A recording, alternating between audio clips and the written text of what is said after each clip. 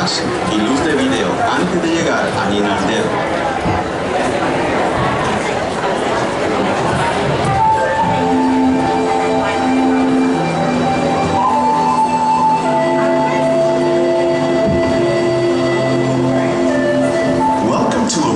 Of discovery and awareness of the richness, the diversity, and the often surprising nature of living with the land. Our journey begins as dramatic and sudden changes are sweeping over the land. The approaching storm may seem violent and destructive to us, but to nature, it's a new beginning in the cycle of life.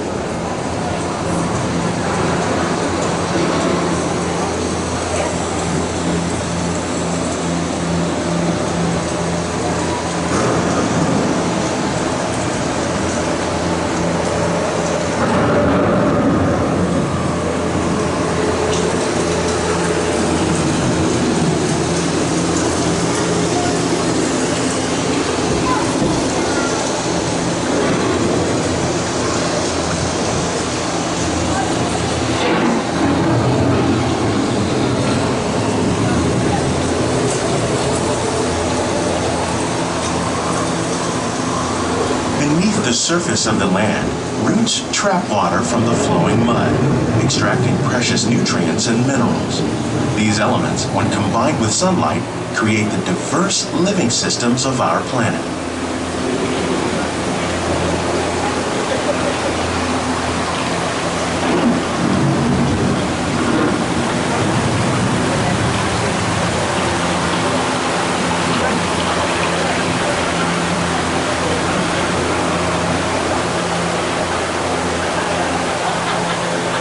One of those living systems is the rainforest, home to the most amazing concentration of life on our planet. These dense and beautiful forests cover only a tiny portion of the Earth's surface, but they contain more than half of its plant and animal species. Rainforests are also extremely rich and productive living systems, providing us with oxygen, food, medicines, and other elements essential to our lives.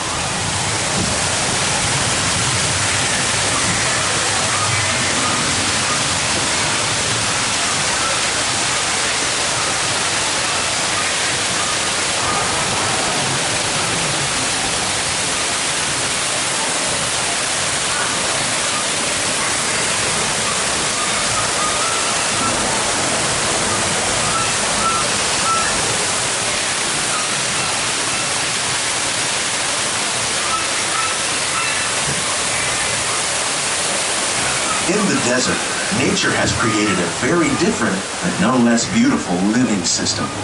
And while this arid landscape may seem lifeless, it is very much alive. The plants and animals that have learned to survive in these harsh conditions make use of what little water they can find and avoid the scorching rays of the relentless sun.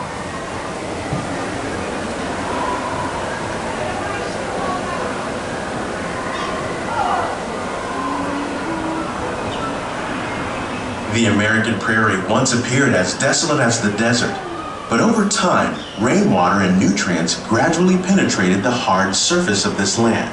Even the hooves of the mighty buffalo helped create the rich soil that would one day become home to the American farm.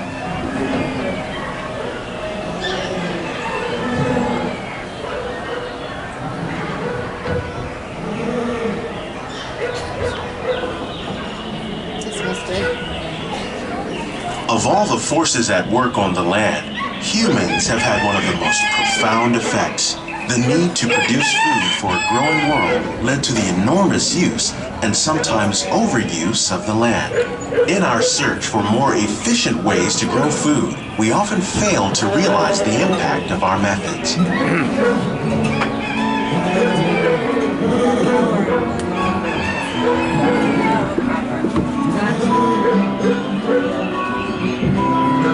Today, we're learning to live with the land, discovering better ways to grow food that will assure both human and environmental well-being.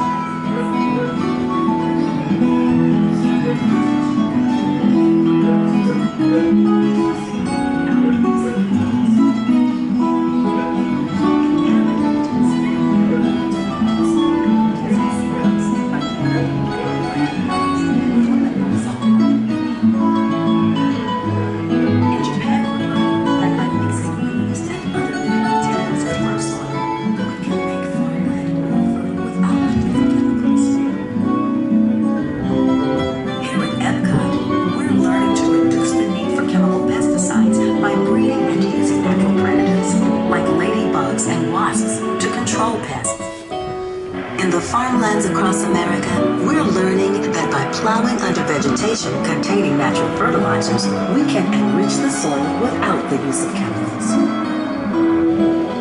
In arid regions, we're learning to produce food on desert seacoasts by developing and planting crops that thrive on salt water. In Japan, we're learning that by mixing leaves and other living materials into our soil, we can make... How will we meet tomorrow's growing needs for food production, yet still respect the needs of the land? Some of the answers are being discovered just ahead.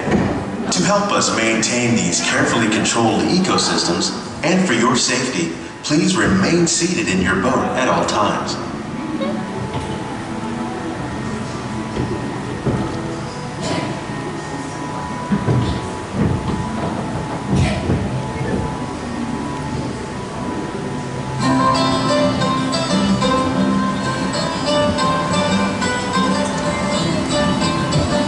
Welcome to our glimmering greenhouses, where scientists from Epcot and the U.S. Department of Agriculture illuminate the wondrous gifts we receive from the land. Join us as we ring in the most bountiful time of the year.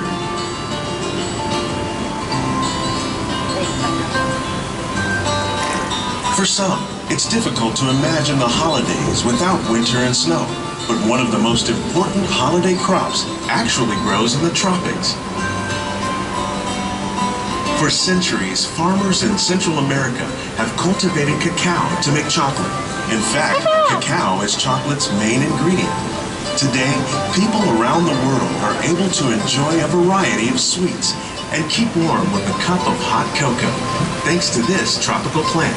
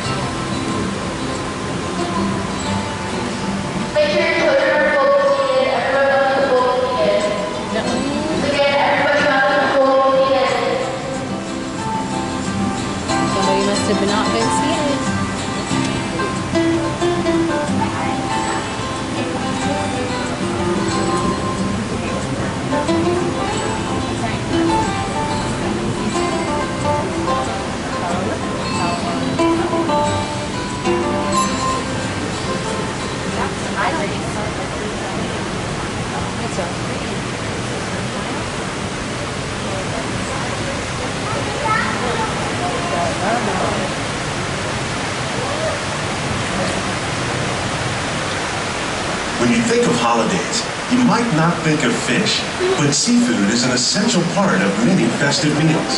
In parts of southern Italy, family and friends gather once a year to celebrate La Vigilia with a 7-course seafood dinner. Tilapia, bass, and shrimp, like the ones raised here using our sustainable water systems, make up just some of the dishes served during this grand meal. Today, in the United States, the tradition is known as the Feast of the Seven Fishes.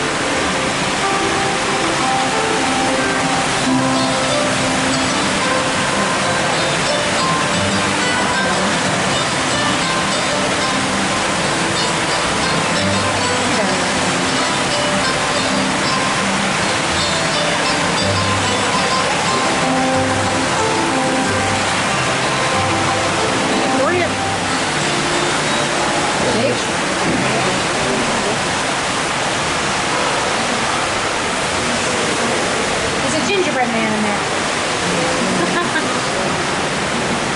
That's just what Mickey, hidden gingerbread man. Citrus, like the oranges grown here, are common in Florida, but in northern Europe, where fresh fruit is rare in winter, they're much harder to find, making them an extra special stocking stuffer. During Chinese New Year, these vibrant fruits are given as gifts of good fortune.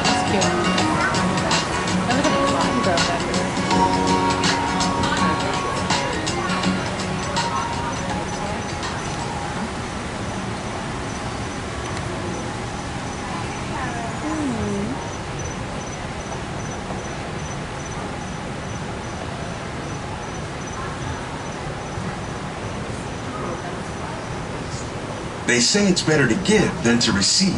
And in this greenhouse, we're celebrating the holidays by giving back to the land using innovative farming techniques.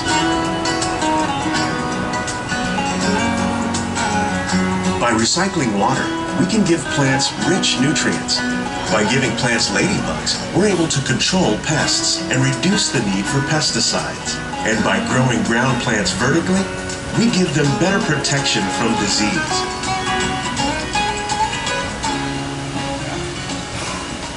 Is it 100? Yep.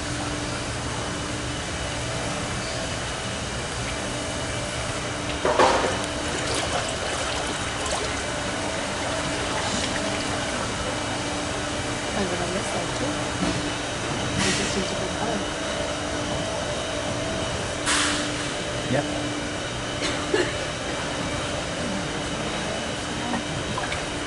With these gifts, our plants can grow an abundance of festive vegetables.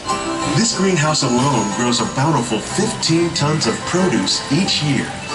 When we give more, we receive more, making the most of the land's green gifts.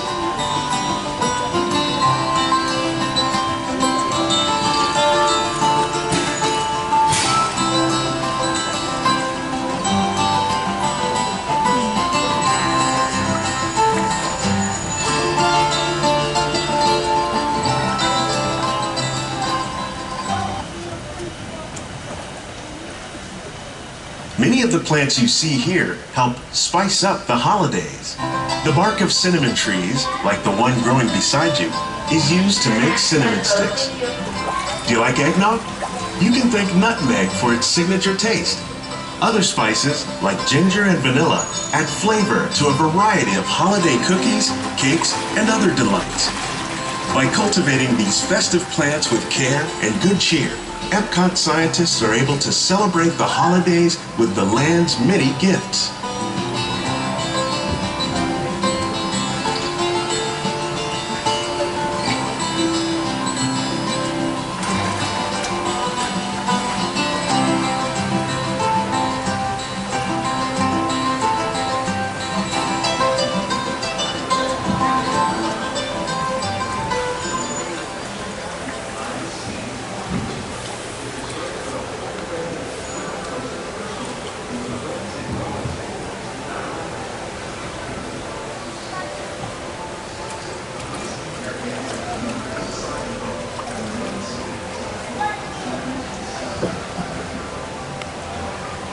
These greenhouses represent just a fraction of the work being done worldwide to produce bountiful harvests for our growing population.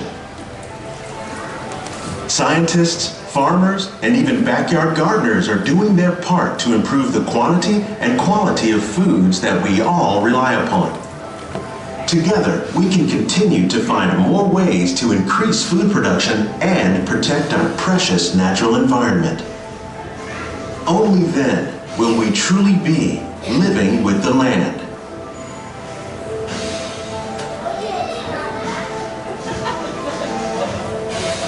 On behalf of Walt Disney World, we hope you've enjoyed this unique journey through our living laboratories. If you'd like a closer look, then check out the Behind the Seeds walking tour. It's a chance for the whole family to get up close and personal with the plants and growing techniques in our laboratories. Please keep your hands and feet inside the boat and remain seated until the boat comes to a complete stop.